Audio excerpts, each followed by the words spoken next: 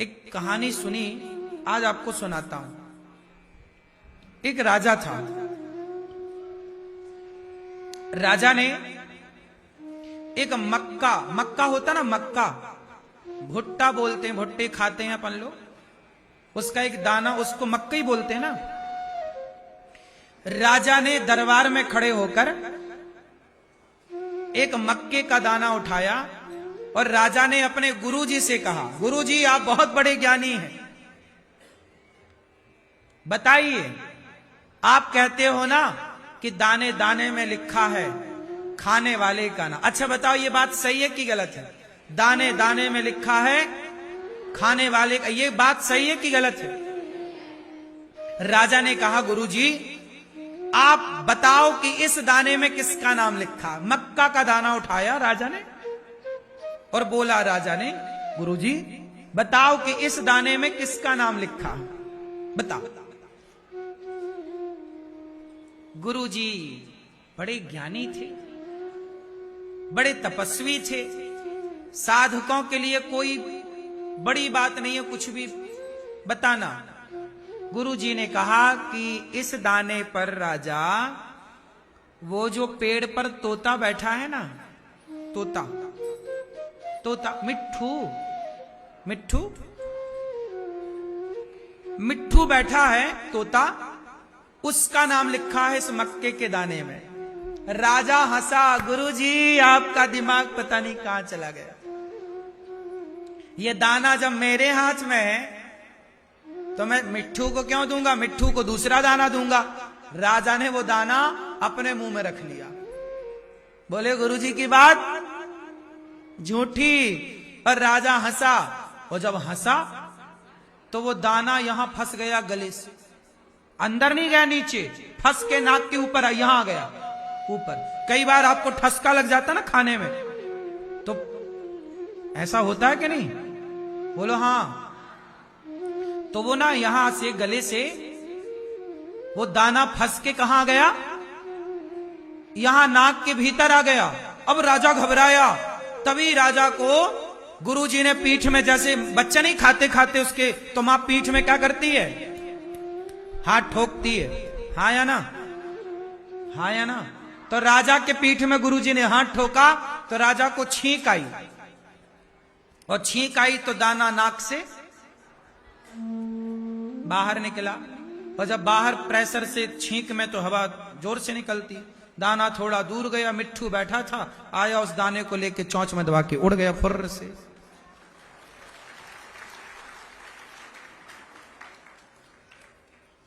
तुम्हें लगता है कि तुम चतुर हो, पर तुमसे चतुर वो है जिसने तुम्हें चतुराई दी है।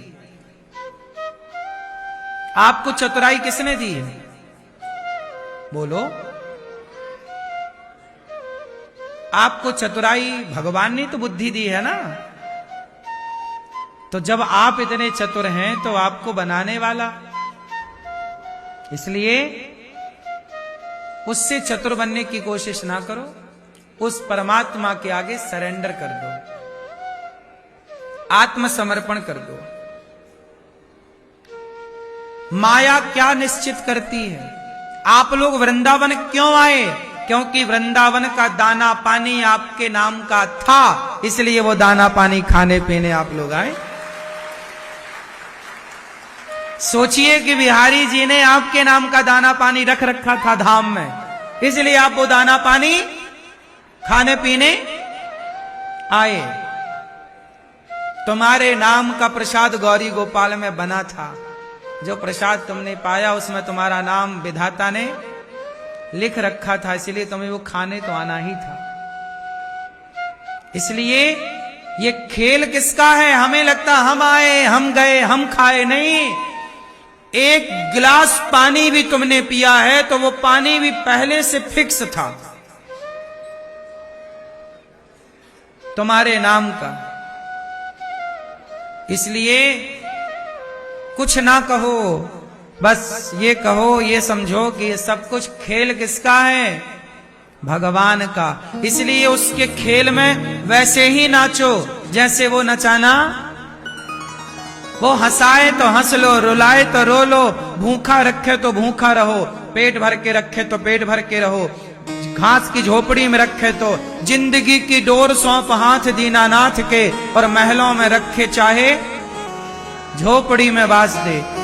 राजस्थान में, आज भी राजस्थान के गांव में और वहां की पुरानी परंपराओं में कठपुतली का नाच आज भी फेमस है।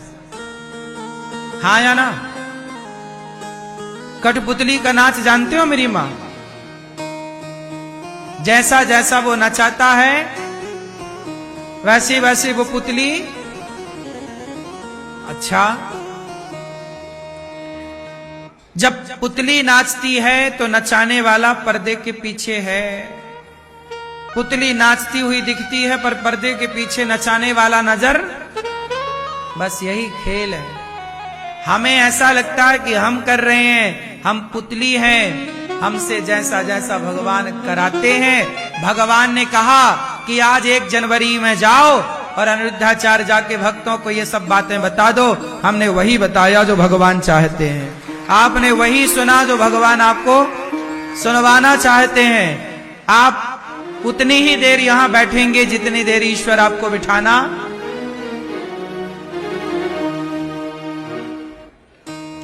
इसलिए परेशान ना हुआ करो, सब कुछ ईश्वर का खेल है। हानि लाभ जीवन मरण यश अपयश विधि हाथ सब भगवान के हाथ में है। अच्छा, आपके हाथ में क्या है मैया? मैया बोलो मेरी मां, आपके हाथ में है? अच्छा सुनो, मैया जूम बराबर जूम, मैया बैठो। मेरी मां जूम कर करके देख रही हो तुम। जूम बराबर जूम मैया।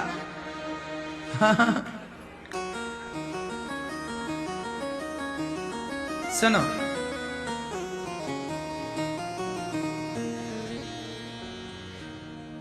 इसलिए ये दास अनिरुद्ध किसी भी परिस्थिति में परेशान नहीं होता। अभी मैं आपको 7 दिन पुरानी एक घटना आपको बताऊं, आप सबको, कुछ लोगों को पता होगी। मैया ओ मेरी मां बैठो, रख दो माला वहीं रख दो। प्रसाद पा लेना मैया, बुराई तो नहीं मान गई आप?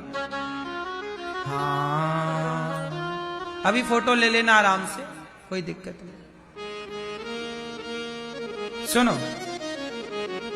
अभी क्या हुआ कुछ दिन पहले, अभी आप लोग YouTube पे कथा सुनते हो ना? कितने लोग YouTube पे कथा सुनते हैं? आप लोग YouTube पर जो अनिरुद्धाचार्य नाम का चैनल है उस पर कथा सुनते हैं। अभी 7 दिन पहले वो चैनल हैक हो गया था। हैक मतलब किसी ने चुरा लिया। हैक मतलब किसी ने चैनल चुरा लिया। जैसे बैंक भी हैक हो जाती है कई बार, सिस्टम है। तो 7 दिन आपको अनिरुद्धाचार्य चैनल पर YouTube पर कथा सुनने को नहीं मिली, दूसरे प्लेटफॉर्म पर सुनने को मिली। गौरी गोपाल आश्रम चैनल है वो भी चुरा लिया था। 2 चैनल हैक हो गए थे। अनिरुद्धाचार्य नाम के चैनल पर पूरे आध्यात्म जगत का सबसे बड़ा YouTube चैनल है आध्यात्म जगत का अनिरुद्धाचार्य, जिसमें 1,50,00,000 लोग जुड़े हैं।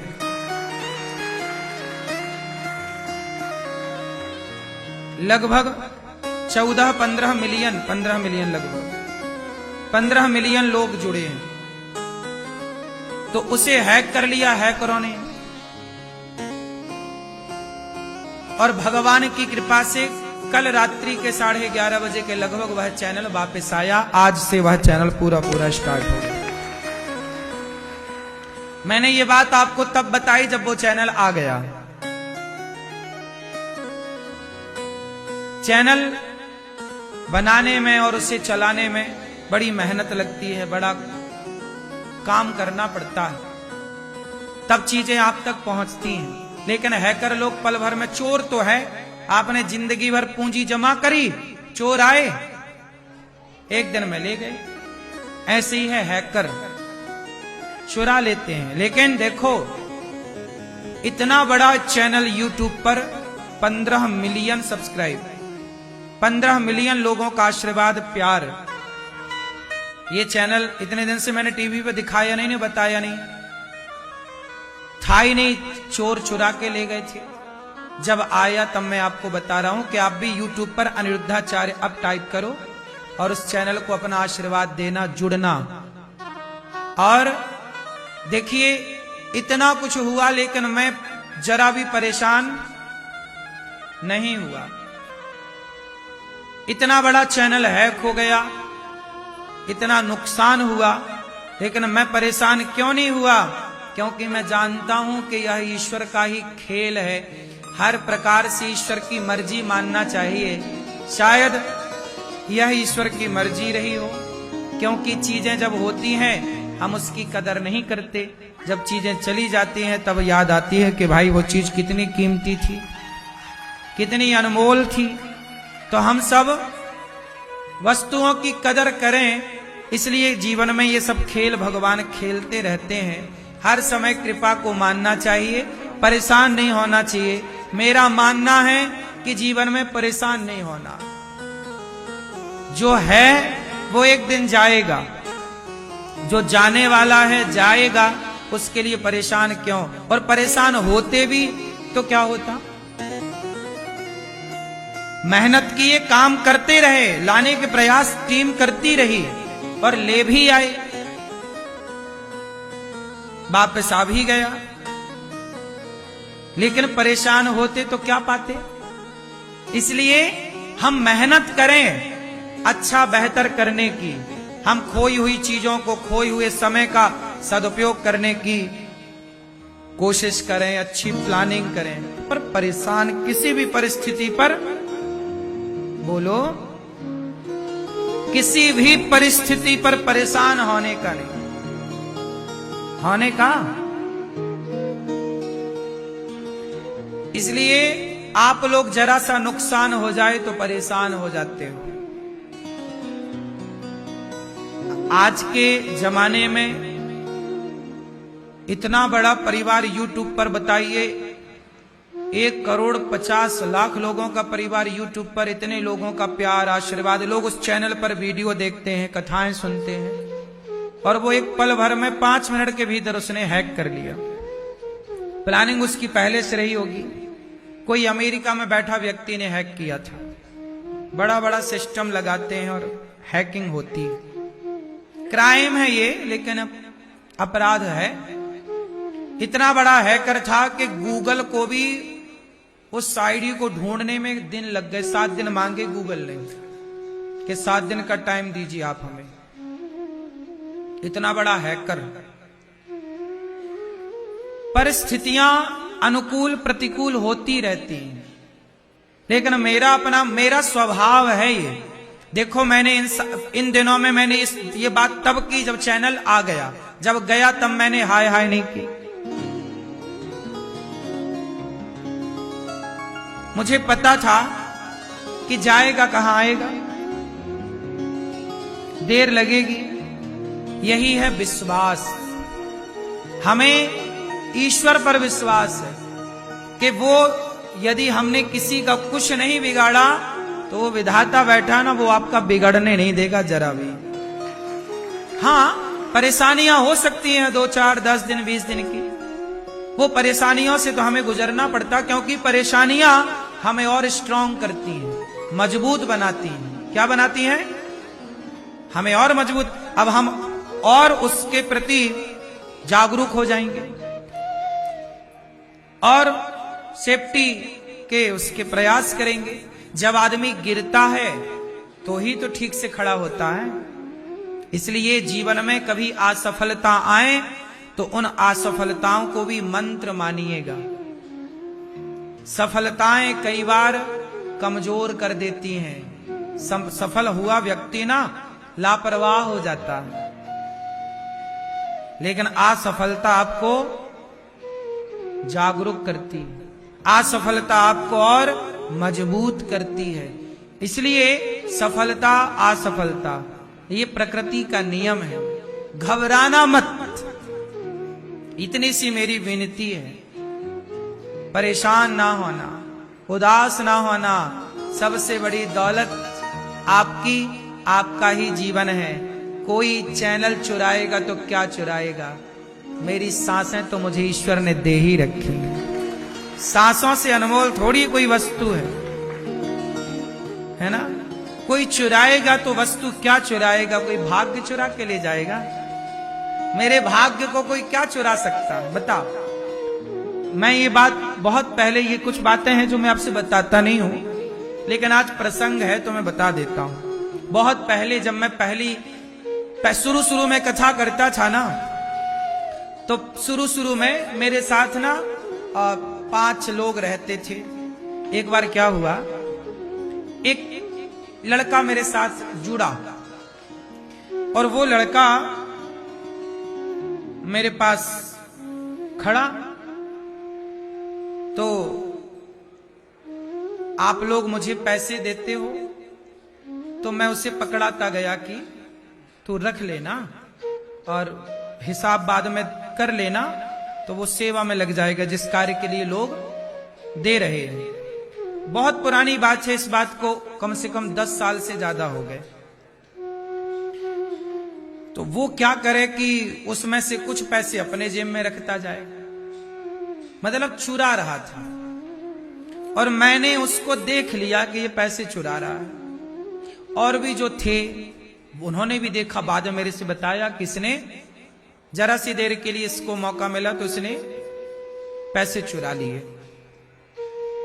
तो लड़कों ने मेरे से कहा कि आप बोलो कि ये इसने पैसे चुराए हैं, वापस करे। मैंने कहा नहीं, चुरा लिए तो चुरा लेने दो, कोई बात नहीं। पैसे ही तो चुराया उसने, मेरा भाग्य थोड़ी चुरा सकता है। उसके भाग्य के रहे होंगे तो रख लिया। मेरे भाग्य को देने वाले, मेरे भाग्य विधाता तो भगवान है। ये 1000 रुपए दे भी देगा तो इससे मेरे भाग्य को क्या फर्क पड़ना। फिर मैंने उसको विदा ही किया, हाथ जोड़ के जाओ। भाई व्यक्ति को तो चावल के एक दाने को दबा के देखा जाता है ना। बेईमान लोग आपके साथ लंबे समय तक रह ही नहीं सकते।